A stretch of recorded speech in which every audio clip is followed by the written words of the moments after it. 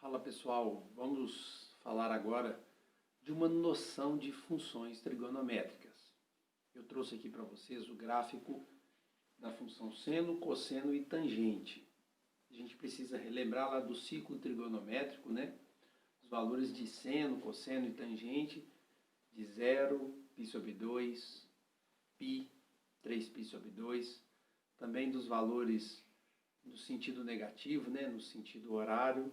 Menos π sobre 2, menos π, por aí vai. A gente tem na função seno e na função cosseno algumas similaridades. A gente tem, por exemplo, que o período das duas funções é 2π. O que é o período? É aquele espaço necessário para que a função percorra todo o ciclo trigonométrico. É aquele espaço necessário para que a função comece a se repetir. Então, o desenho da função seno começa a ter repetição depois de 2π, o mesmo ocorrendo com a função cosseno. A função seno começa no 0, né, porque seno de 0 é 0, e na função cosseno começa no 1, porque cosseno de 0 vale 1.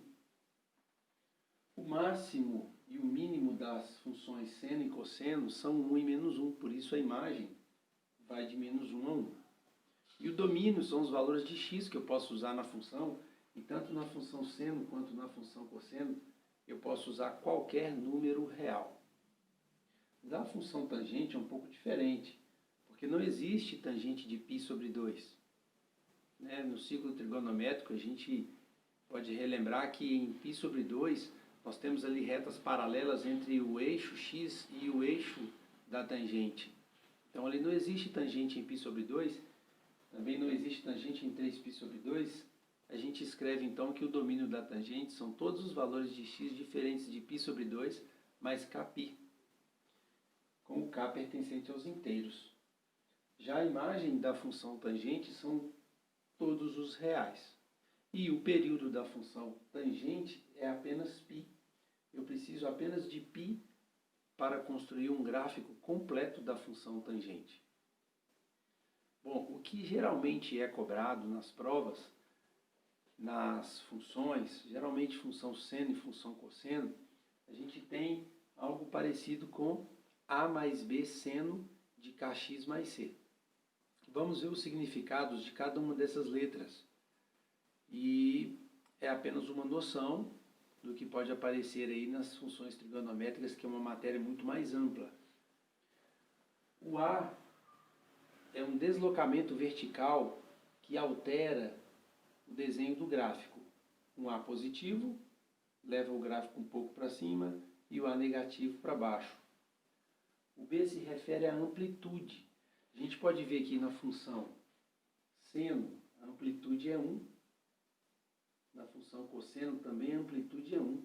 É a metade desse valor da imagem. A imagem aqui, de menos 1 a 1, tem duas unidades. Duas unidades de imagem, entre o máximo e o mínimo. A amplitude é esse valor aqui, que é a metade dessa imagem. Então, no caso, 1 para seno e para cosseno. A gente, então, tem que o B altera a amplitude da função. O K se refere ao período, muito importante. Nas funções seno e cosseno, a gente determina o período da função, aquele espaço necessário para a curva fazer um desenho completo, a gente expressa como 2π dividido por K. Então, K é esse valor que multiplica a nossa variável aqui da função. E C se refere a um deslocamento horizontal.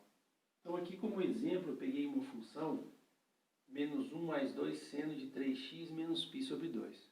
Então, primeiramente, menos π sobre 2 fez esse gráfico deslocar π sobre 2 unidades para a direita.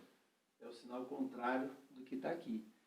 Quando é menos, desloca para a direita. Quando é mais, desloca para a esquerda. Então, o gráfico deslocou todo menos π sobre 2. Então, foi π sobre 2 para a direita.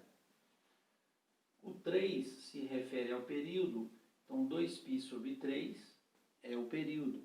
Quer dizer que em 2π sobre 3 eu já fiz um gráfico completo. O desenho completo. O 2 vezes o seno alterou a amplitude. A amplitude, que naturalmente é 1, como eu mostrei aqui para vocês, agora ficou multiplicado por 2.